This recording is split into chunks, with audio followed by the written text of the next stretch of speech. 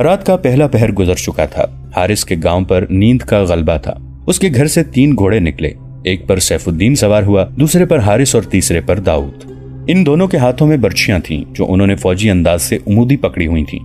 انہیں الوداع کہنے کے لیے حارث کا باپ، بہن اور بیوی دروازے کے باہر کھڑی تھی۔ حارث کے ہاتھ میں مشل تھی۔ سیف الدین فوجی پر نظریں جمائے ہوئے تھا اور فوجی داؤد کو ٹکٹکی باندھے دیکھ رہی تھی۔ اس نے سیف الدین کی اور اپنے بھائی کی بھی موجودگی کو نظر انداز کر دیا تھا۔ خدا حافظ کی آوازیں سنائی دیں اور تینوں سوار چل پڑے۔ گھوڑے تاریکی میں روپوش ہو گئے۔ فوجی ان کے ٹاپ سنتی رہی۔ جوں جوں ٹاپو دھیمے ہوتے گئے، فوجی کے کانوں میں داؤد کی آواز بلند ہوتی گئی۔ راہ حق کے مسافروں کی شادیاں آسمانوں میں ہوا کرتی ہیں، ان کی باراتیں کہکشاں کے رستے جایا کرتی ہیں۔ وہ جب اندر جا کر سونے کے لیے لیٹی تو بھی اس کے گرد داؤد کے یہی الفاظ گونج رہے تھے۔ اچانک یہ سوال اس کے ذہن میں آیا، کیا میں داؤد کے ساتھ شادی کرنا چاہتی ہوں؟ وہ شرمسار سی ہو گئی۔ پھر اسے اپنے آپ پر غصہ آنے لگا۔ اسے داؤد کے یہ الفاظ یاد آئے، راستے میں خون کی ندی بھی ہے جس پر کوئی پل نہیں۔ اس کے ذہن میں خون موجیں مارنے لگا۔ شادی ایک بیکار سا خیال بن کر ذہن سے نکل گیا۔ سیف الدین اور اس کے محافظوں نے رات سفر میں گزار دی۔ صبح طلوع ہوئی تو سیف الدین آگے آگے جا رہا تھا۔ داؤد اور حارث اتنا پیچھے تھے کہ ان کی باتیں سیف الدین کے کانوں تک نہیں پہنچ سکتی تھیں۔ گھوڑوں کے قدموں کی بھی آوازیں تھیں۔ معلوم نہیں تم مجھے کیوں روک رہے ہو؟ حارث نے جھنجھلا کر داؤد سے کہا، یہاں ہم اسے قتل کر کے لاش کہیں دبا دیں تو کسی کو ہم پر قتل کا شک نہیں ہو سکتا۔ اسے زندہ رکھ کر ہم اس کی پوری فوج کو قتل کرا سکیں گے۔ داؤد نے کہا، یہ مر گیا تو اس کی فوج کی کمان کوئی اور لے لے گا۔ مجھے راز معلوم کرنا ہے، تم اپنے آپ کو قابو میں رکھو۔ دوپہر سے کچھ پہلے انہیں حلب کے مینار نظر آنے لگے۔ اس سے الگ ہٹ کر المبارک کا سبزہ زار تھا جہاں قدرتی چشمے تھے۔ اس جگہ کے قریب پہنچے تو سیف الدین کا وہ کماندار جو الملک الصالح کے لیے اس کی ملاقات کا پیغام لایا تھا دوڑتا آیا۔ اس نے بتایا کہ الملک الصالح انتظار کر رہا ہے۔ المبارک کے سبزہ زار میں داخل ہوئے تو الملک الصالح کے 2 سالار استقبال کے لیے کھڑے تھے۔ اس نے اس خواہش کا اظہار کیا کہ اس کے لیے چشمے کے کنارے خیمہ نصب کیا جائے۔ وہ اسی جگہ قیام کرنا چاہتا تھا۔ تاریخ میں اس سوال کا جواب نہیں ملتا کہ اس نے شہر میں الملک الصالح کے محل میں جانا کیوں پسند نہیں کیا تھا۔ اس نے داؤد اور حارث کو اپنے ساتھ رکھا۔ اس کے لیے نہایت خوشنما اور کشادہ خیمہ نصب کر دیا گیا۔ ملازم بھی آ گئے اور خیمے نے وہاں محل کا منظر بنا دیا۔ الملک الصالح نے اسے قلعے میں رات کے کھانے پر مدعو کیا اور وہیں ملاقات طے ہوئی۔ شام کو سیف الدین اور الملک الصالح کی ملاقات ہوئی۔ قاضی بہاؤالدین شداد نے اپنی یادداشتوں سلطان ایوبی پر کیا افتاد پڑی میں اس ملاقات کو ان الفاظ میں بیان کیا ہے۔ آخر کار یہ طے پایا کہ الملک الصالح اور سیف الدین والی موصل کی ملاقات ہوئی۔ ملاقات قلعے میں ہوئی جہاں الملک الصالح نے سیف الدین کا استقبال کیا۔ سیف الدین نے شہزادے الملک الصالح کو گلے سے لگا لیا اور رو پڑا۔ ملاقات کے بعد سیف الدین اپنے خیمے میں چلا گیا جو چشمہ المبارک کے پاس تھا اور اس نے بہت دن قیام کیا۔ 2 وقائے نگاروں نے جو قوائف قلم بند کیے وہ اس طرح ہیں کہ سیف الدین نے الملک الصالح کو یہ کہا کہ اس نے اس کے پیغام کا جواب نہیں دیا۔ الملک الصالح حیران ہوا۔ اس نے بتایا کہ اس نے دوسرے ہی دن تحریری جواب بھیج دیا تھا جس میں اس نے لکھا تھا کہ آپ فکر نہ کریں، صلح کا معاہدہ محض دھوکہ ہے جو وقت حاصل کرنے کے لیے سلطان ایوبی کو دیا گیا ہے۔ مجھے آپ کا کوئی پیغام نہیں ملا، سیف الدین نے کہا۔ میں تو اس پریشانی میں تھا کہ آپ نے صلاح الدین ایوبی کے ساتھ صلح کا معاہدہ کر کے غلطی کی ہے اور ہمیں دھوکہ دیا ہے۔ الملک الصالح کے ساتھ اس کے 2 سالار بھی تھے۔ انہوں نے اسی وقت اس آدمی کو بلایا جسے پیغام دیا گیا تھا۔ اس نے بتایا تھا کہ قاصد کون تھے۔ قاصد کو بلانے گئے تو معلوم ہوا جس روز وہ پیغام لے کر گیا تھا اس روز کے بعد کسی کو نظر نہیں آیا۔ اس اطلاع پر بھاگ دوڑ شروع ہو گئی۔ قاصد کا کچھ پتہ نہ چلا۔ کسی کو یہ معلوم نہیں تھا کہ وہ کہاں کا رہنے والا ہے۔ وہ کہیں اکیلا رہتا تھا، وہاں اس کا سامان پڑا تھا، وہ خود نہیں تھا۔ یہ کسی کے وہم و گمان میں بھی نہیں تھا کہ اتنا اہم پیغام صلاح الدین ایوبی تک پہنچا دیا گیا ہے۔ یہ معاملہ الملک الصالح کے صلیبی مشیروں تک پہنچا تو انہوں نے یہ فیصلہ دیا، قاصد صلاح الدین ایوبی کا جاسوس تھا یا سیف الدین کی طرف جاتے ہوئے قاصد ایوبی کے جاسوسوں یا چھاپہ ماروں کے ہتھے چڑھ گیا۔ انہوں نے اسے قتل کر دیا ہوگا۔ اس کا نتیجہ یہ ہوگا کہ صلاح الدین ایوبی نے جنگی تیاریاں تیز کر دی ہوں گی۔ یہ بھی ہو سکتا ہے کہ وہ حملے میں پہل کر دے۔ اس کا علاج یہ ہے کہ تینوں فوجوں کو فوراً اکٹھا کیا جائے اور ایوبی پر حملہ کر دیا جائے۔ صلیبی یہی چاہتے تھے کہ مسلمانوں کے درمیان جنگ جاری رہے۔ ایک ہی دن میں موصل اور ہرن پیغام بھیج دیے گئے کہ افواج جس حالت میں ہیں حلب پہنچیں۔ ہرن کے امیر گمگشتگین نے کچھ پسو پیش کی لیکن سب کے درمیان میں بیٹھ کر وہ کھلی مخالفت نہ کر سکا۔ یہ فیصلہ بھی کیا گیا کہ تینوں افواج ایک ہائی کمانڈ کے تحت ہوں گی اور سپریم کمانڈر سیف الدین ہوگا۔ گمگشتگی نے اپنی فوج شامل تو کر دی لیکن خود حلب میں رہنا پسند کیا۔ صاف ظاہر تھا کہ وہ سیف الدین کے ماتحت نہیں رہنا چاہتا تھا۔ 2-3 دنوں میں تینوں فوجیں حلب میں جمع ہو گئیں۔ صلیبیوں نے اسلحہ اور سامان بھیج دیا تھا۔ انہوں نے مزید سامان کا وعدہ کیا اور افواج کو کوچ کرا دیا۔ حملے کا پلان عجلت میں بنایا گیا تھا۔ کوچ کو پوشیدہ رکھنے کے لیے نقل و حرکت رات کو کی گئی تھی، دن کو پڑاؤ کرنا تھا۔ اس کے علاوہ یہ انتظام بھی کیا گیا کہ چھاپا ماروں کی خاصی تعداد کوچ کے راستے دائیں بائیں اس ہدایت کے ساتھ پھیلا دی گئی کہ کوئی مسافر بھی نظر آئے تو اسے پکڑ کر حلب بھیج دو تاکہ فوج کا کوچ خفیہ رہے۔ کوچ سے پہلے سیف الدین نے داؤد اور حارث کو بلایا، انہیں شاباش دی اور کہا کہ انہوں نے مشکل کے وقت میں اس کا ساتھ دیا ہے، جنگ کے بعد انہیں ترقی ملے گی اور انعام بھی۔ اس نے حارث سے کہا، تمہاری بہن کا میرے سر پر ایک قرض ہے، میں اس کے سامنے اس وقت جاؤں گا جب میں یہ فرض ادا کرنے کے قابل ہوں گا۔ حارث کو حیرت میں دیکھ کر اس نے کہا، فوزی نے کہا تھا کہ سلطان صلاح الدین ایوبی کی تلوار لے کر اور اس کے گھوڑے پر سوار ہو کر آؤ گے تو میں تمہارے ساتھ چلوں گی۔ حارث، اگر میں فاتح واپس آیا تو تمہاری بہن موصل کی ملکہ ہوگی انشاءاللہ۔ حارث نے کہا، ہم آپ کو فاتح لائیں گے، کیا تینوں فوجیں اکٹھی جا رہی ہیں؟ ہاں، سیف الدین نے جواب دیا، اور میں تینوں کا سالار اعلیٰ ہوں گا۔ زندہ باد، داؤد نے کہا۔ اب بھاگنے کی باری صلاح الدین ایوبی کی ہے۔ داؤد اور حارث نے غلامانہ انداز سے جوشیلی باتیں کر کے اور فوزی کا نام بھی بار بار لے کر اس سے پلان کا خاکہ بھی معلوم کر لیا اور نقل و حرکت کا انداز بھی پوچھ لیا۔ تم دونوں اپنی فوج میں چلے جاؤ، سیف الدین نے کہا، میرا محافظ دستہ آ گیا ہے، میں تم دونوں کو ہمیشہ یاد رکھوں گا۔ تینوں فوجوں کا کوچ رات کو ہوا۔ داؤد اور حارث موصل کی ایک فوج کے جیش میں شامل ہو گئے تھے۔ حارث کو تو کئی سپاہی جانتے تھے کیونکہ وہ اسی فوج کا تھا۔ داؤد کے متعلق حارث نے بتایا کہ والی موصل کا بھیجا ہوا آدمی ہے۔ کوچ کی حالت میں کسی نے داؤد کے متعلق چھان بین نہ کی۔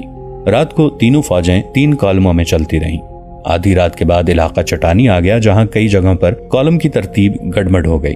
داؤد نے حارث سے کہا، یہاں سے نکلو، موقع اچھا ہے۔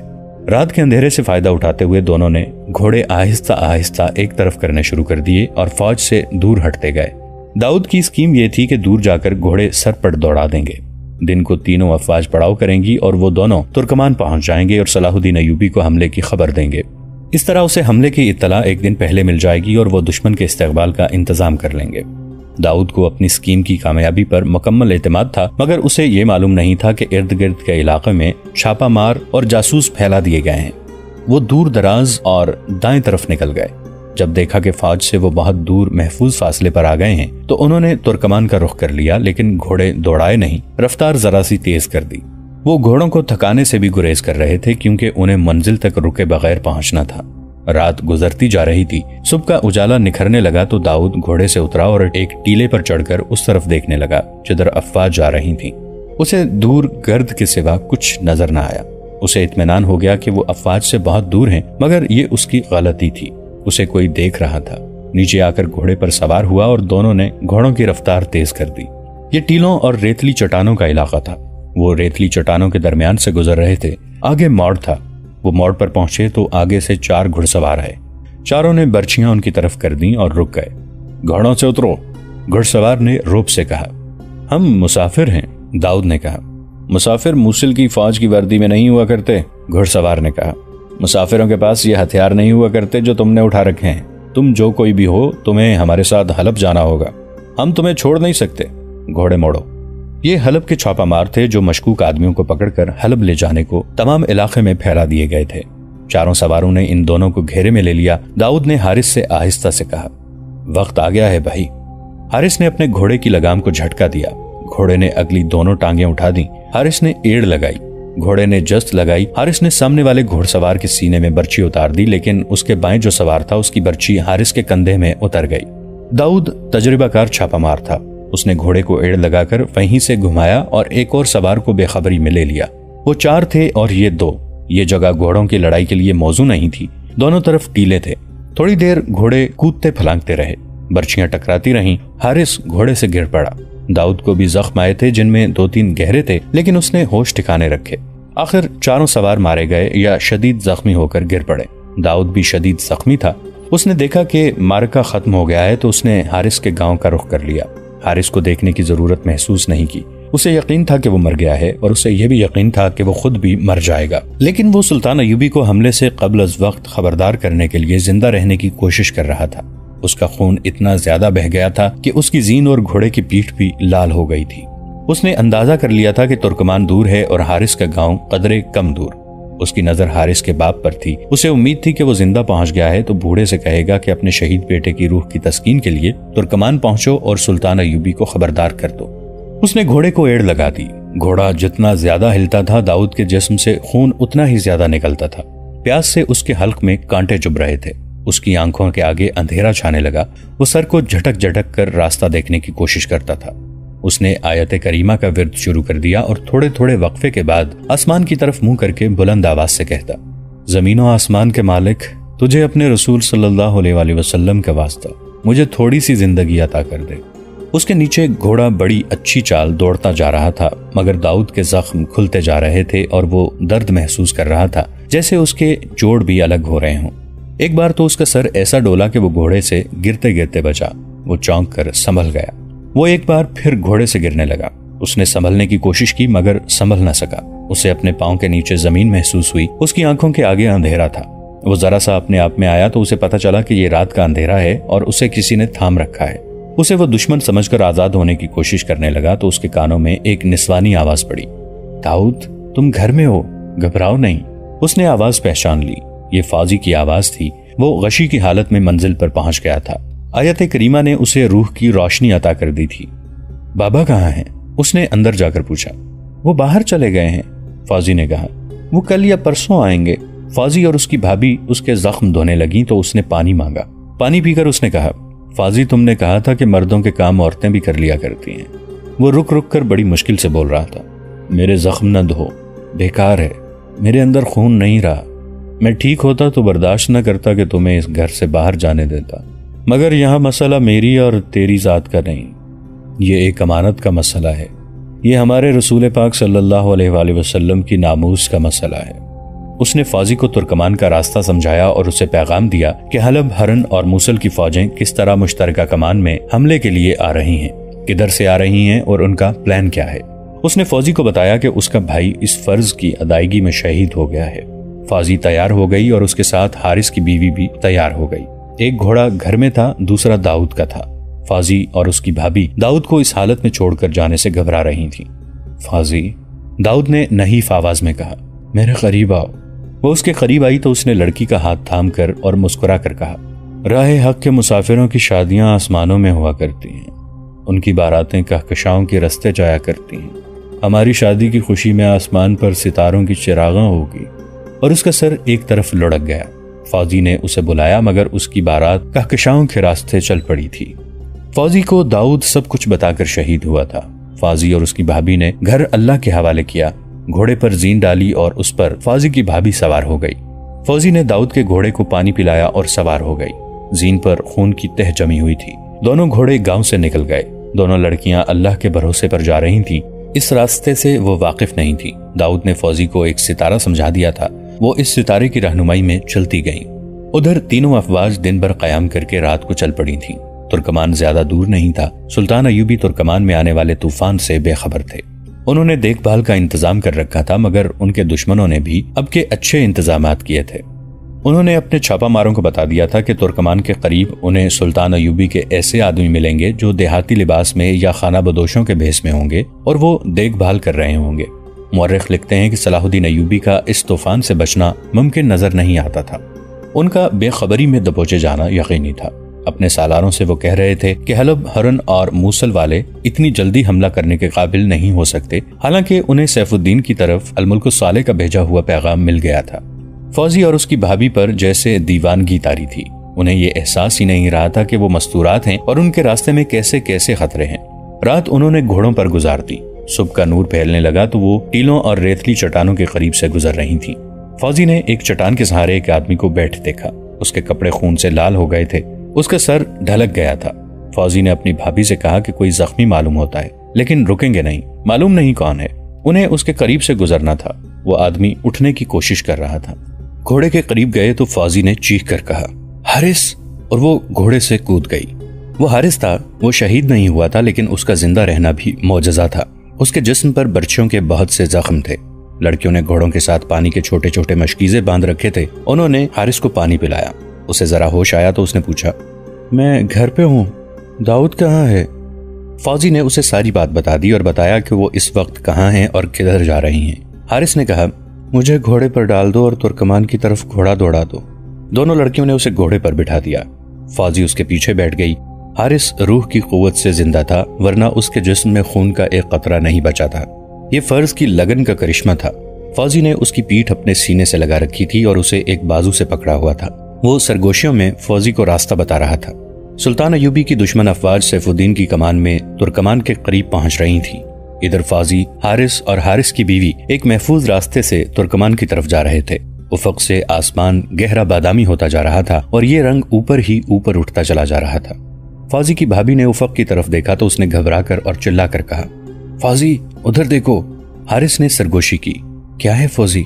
आंधी, फौजी ने कहा और उसके दिल पर घबराहट तारी हो गई। इस खित्ते के लोग इन आंधियों से वाकिफ थे। ये इलाका बेशक चटानी था, लेकिन कुछ हिस्से रेतले थे और इर्द गिर्द रेगजार था। आंधी जब आती थी तो चट्टानों को रेत में दफन कर जाती थी। इंसानों और जानवरों के लिए यह कयामत होती थी, लेकिन ये जो आंधी आ रही थी वो इस खित्ते की चंद एक भयानक आंधियों में से एक थी और इस आंधी ने तारीखी हैसियत हासिल कर ली। Major general retired Mohammad Akbar Khan अपनी अंग्रेजी किताब गोरिल्ला वॉरफेयर में चंद एक यूरोपी मौर्रिखों और मुसलमान वक़ाए निगारों के हवाले देकर लिखते हैं, जिस रोज अल-मुल्क सालेह गुमगश्तगीन और सैफुद्दीन की मुत्तहिदा अफवाज सुल्तान सलाहुद्दीन अयूबी पर बेखबरी में हमला करने के लिए तुर्कमान के करीब पहुंच गईं, तो ऐसी आंधी आई कि अपनी नाक से एक बालिश्त आगे कुछ नजर नहीं आता था। सुल्तान अयूबी को मालूम नहीं था कि इस आंधी में उन पर एक और तूफान आ रहा है।